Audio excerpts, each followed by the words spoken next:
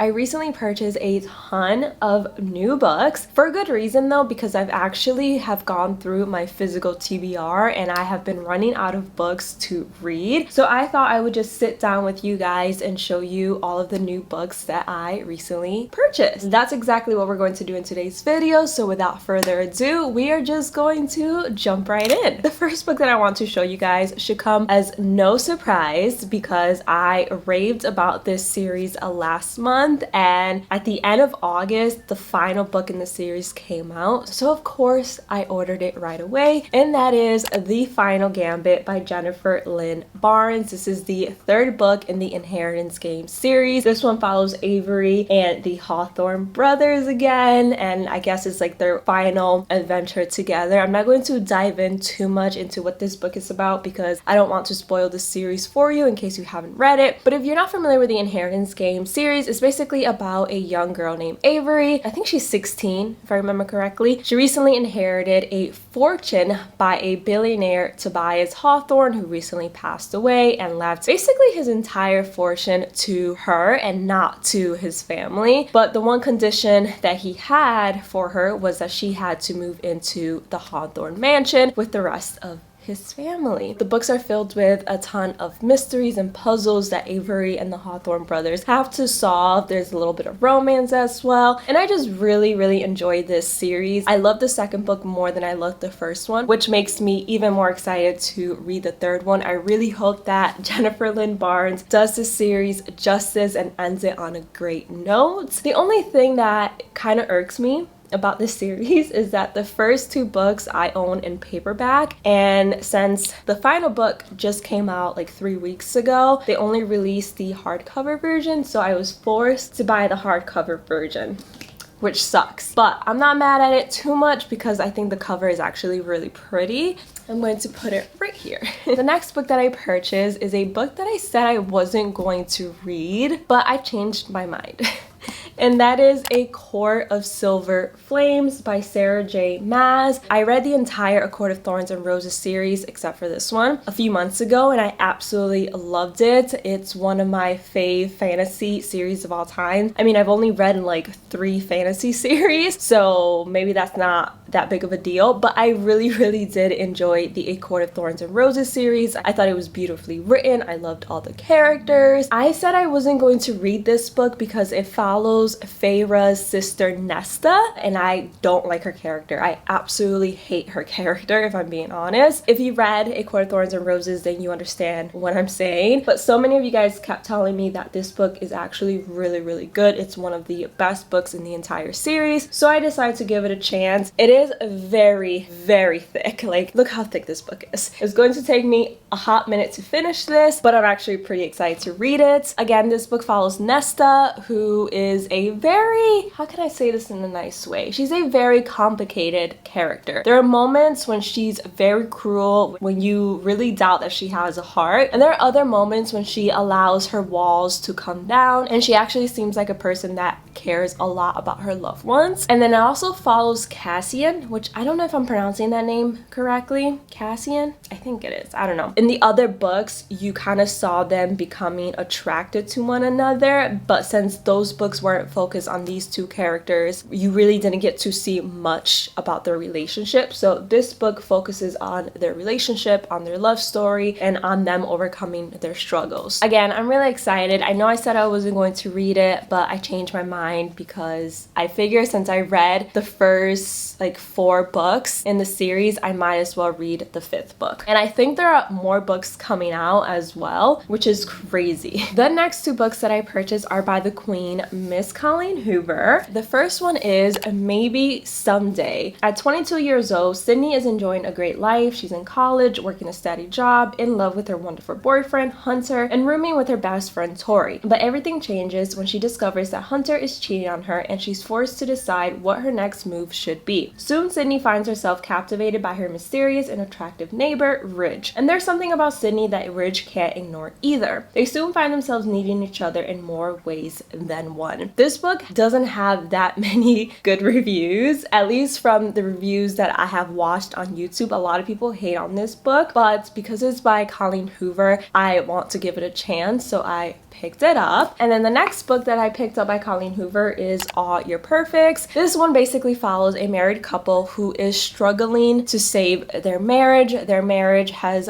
broken down and they're at a place where they're trying to figure out if they can fall in love with one another once again or if their marriage is completely doomed. This one is actually very unique because it goes from the past to the present, so you get to see how this couple actually ended up falling in love, and then you get to see their present of when their marriage is falling apart. I feel like this one's very unique because you don't really see romance books written in this format, meaning you don't really get to see the happily ever after of a couple. Like, you don't get to see the struggles that they go through once they end up being together and being married. So I'm excited to find out what happens. I'm excited to see if they are able to save their marriage or if it ends up just falling apart completely. So I'll definitely let you guys know my thoughts on this book once I read it. It's actually very short. It's only like 300 pages, so not a thick book at all. I am so excited about this next book, you guys, because it's by the author of The Spanish Love Deception, and you guys know how much I loved that book. It's one of my all-time favorite books. I gave it a 5-star rating. I know that a lot of people hate that book, but I'm just not one of them. I loved it.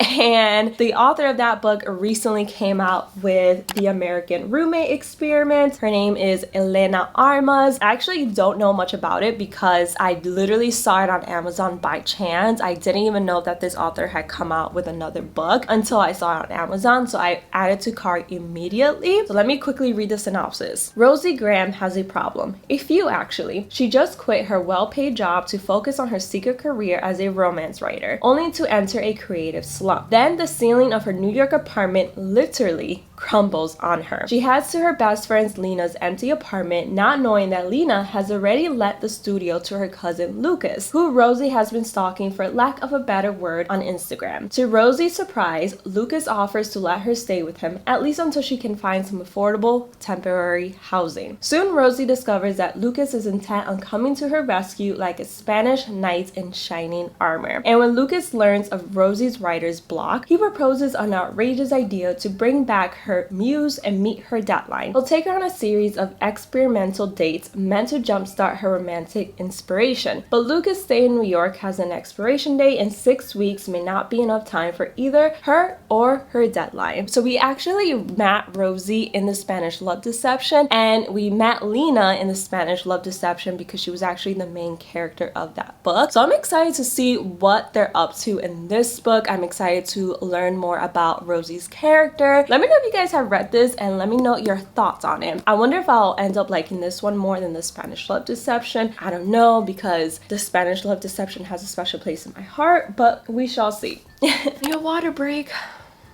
The next book is actually a thriller, taking a quick little break from romance, and it is The Guest List by Lucy Foley. She's highly recommended by so many of you guys, and I thought it would be fun to read more thrillers and mysteries in the fall. So I decided to pick this one up and give Lisa Foley a try. I don't really know much about it except what's on the back, which is not a whole lot. An exclusive wedding on a remote Irish island. The bride, the plus one, the best man, the wedding planner, the bridesmaid. All have a secret, all have a motive, but only one is a murderer. A murder mystery type book. I feel like this is going to be a perfect book to read during a thunderstorm, so really looking forward to starting it very soon. I can't remember if this next book was a recommendation from one of you guys. I think it was, but I also saw it on Amazon and I thought it sounded really interesting, so I decided to pick it up, and it's A Lesson in Vengeance by Victoria Lee. Look at that cover. I think that cover is absolutely beautiful. And this one is about Felicity Morrow is back at Dalloway School, the centuries-old ivy-covered campus that was her home until the tragic death of her girlfriend. She even has her old room, the exclusive dormitory rumored to be haunted by the Dalloway Five, a group of students who all died mysteriously. Some say the girls were witches. It's Alice Haley's first year at Dalloway. A prodigy novelist at 17, she's eccentric and brilliant, and Felicity can't shake the pull she feels to her. So when Alice asks Felicity to help her research the Dalloway Five for her second book, Felicity can't say no. But Felicity knows better than anyone how dangerous ghost stories can be, and when history begins to repeat itself, she would have to face that there's a darkness in Dalloway and in herself. Doesn't this sound like it's going to be a great book to read in the fall. It has ghosts, it has witches, it has a murder mystery. Very excited to start this. I feel like I keep saying that I'm excited about every book, but I truly am. And this is definitely going to be another book that I save for a rainy day. I am so late in reading this next book, but better late than never, right? I finally decided to pick up Archer's Voice by Mia Sheridan. This book has so many great reviews. I haven't seen one person read this book and hate it, so my expectations are super high. It's one of the top 100 romance novels of all time on Goodreads. Can my expectations get any higher? I wanted to lose myself in the small town of Helion, to forget everything I had left behind. The sound of rain, the blood, the coldness of a gun against my skin. For 6 months, each breath has been a reminder that I survived and my dad didn't. I'm almost safe again. But the moment I meet Archer Hale, my entire world tilts on its axis and never rights itself again. Until I trespass into his strange, silent, and isolated world, Archer communicates with no one. Yet in his whiskey-colored eyes, something intangible happens between us. There's so much more to him than just his beauty, his presence, or the ways his hands communicate with me. But this town is marred in secrets, and Archer is the explosive center of it all. I've heard that this book is very unique in the fact that the main character is kind of like the alpha of the relationship. She's like the outgoing one, the outspoken one, versus Archer is the very silent, quiet type. And normally in romance books, it's the complete opposite. Like the men tends to be very outspoken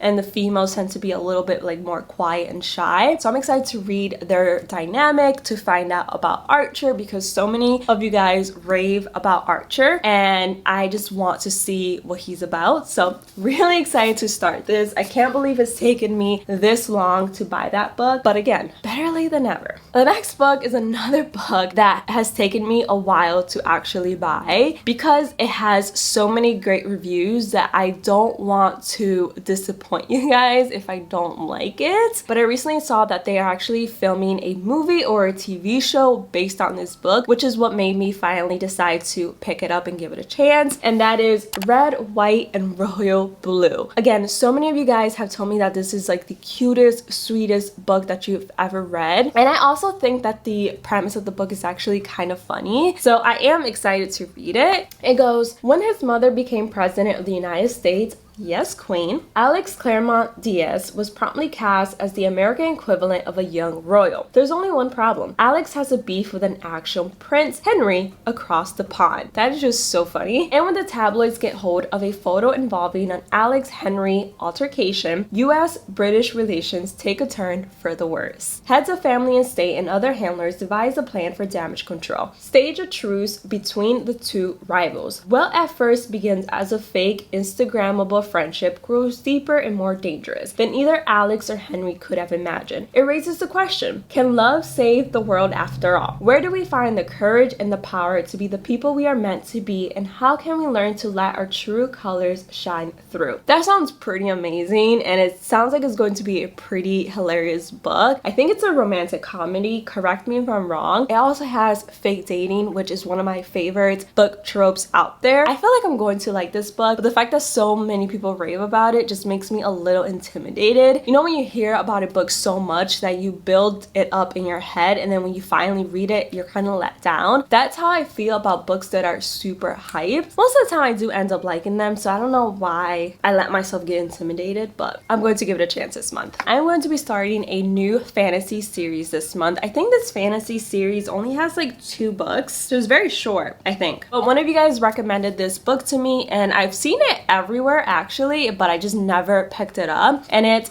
Six of Crows by Lee Bardugo. Hope I'm pronouncing your name correctly. There's also a Netflix show that I haven't watched, but if I enjoyed this book, I'll read the second book in the series, and of course, I'll watch the Netflix series. But this one is about Ketterdam, a bustling hub of international trade where anything can be had for the right price, and no one knows that better than criminal prodigy Cass Brecker. Cass is offered a chance at a deadly heist that could make him rich beyond his wildest dreams, but he can't pull it off alone. A convict with a thirst for revenge, a sharpshooter who can't walk away from a rager, a runaway with a privileged past, a spy known as the Wrath, path, a heartrender using her magic to survive the slums, a thief with a gift for unlikely escapes. Taz's crew are the only ones who might stand between the world and destruction if they don't kill each other first. That sounds really interesting. This sounds like it's going to be a very exciting book with lots of betrayal, and I'm here for it.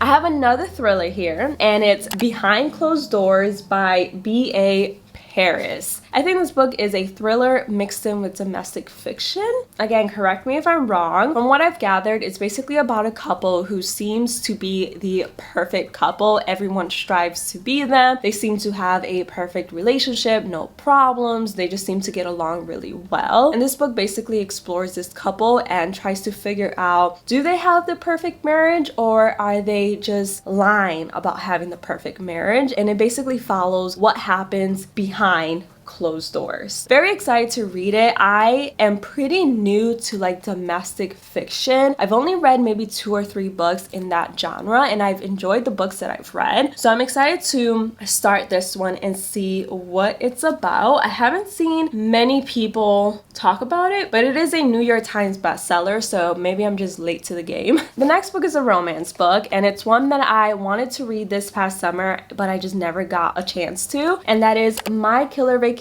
by Tessa Bailey. I freaking love Tessa Bailey. I fell in love with her. It happened one summer series. And again, I've been wanting to read this book for months now, and I just finally decided to pick it up. Even though it's no longer summer, I don't even care. I still want to read it. It's basically about a elementary school teacher who is on vacation with her brother, and while she's on vacation, a murder happens, and I guess a bounty hunter is called to solve this murder and to figure out who did it and what happened, and they team up, but they're polar opposites. The school teacher, of course, wants to help solve the murder, but the bounty hunter is like, stay over there, this is my job, let me do my job, you're just going to get in the way. So they butt heads, but of course they still end up working together, and I think it's supposed to be like a murder mystery / romantic comedy. Really excited. I've heard so many great things about this book. I really haven't seen too many negative reviews. The final book in this haul is A Love on the Brain by Ali Hazelwood. Ali Hazelwood is another one of my fave authors. She wrote Love Hypothesis, and you guys know how much I adore that book. So when I saw that she came out with this book, I knew I had to pick it up immediately. This one basically follows another scientist, so it kind of follows the same theme of the Love Hypothesis, which I really love. But whereas the Love Hypothesis was fake dating, this one is more enemies to lovers, workplace romance, which I also love, so I feel like I'm just going to adore this book. It follows Levi and Bee, who are enemies at work, but when Bee's career is put on the line and everything is going wrong in her life and in her career, Levi is actually the only one to step up and to offer his help and to defend her. And Bee's like, I thought you hated me, why are you helping me? And she has to figure out if she can actually allow herself to follow her heart and make a move. I haven't seen many people review this book. I've also tried to stay away from any spoilers. Again, I love the Love Hypothesis so much that my expectations for this book are super high. So hopefully it's a good book. Again, I'm super excited to read all of these books. There are going to be a ton of reading vlogs coming very soon, so definitely stay tuned. Let me know in the comments below one book that you recently purchased, or if you're on a book ban, let me know the book that you're currently reading in the comments below.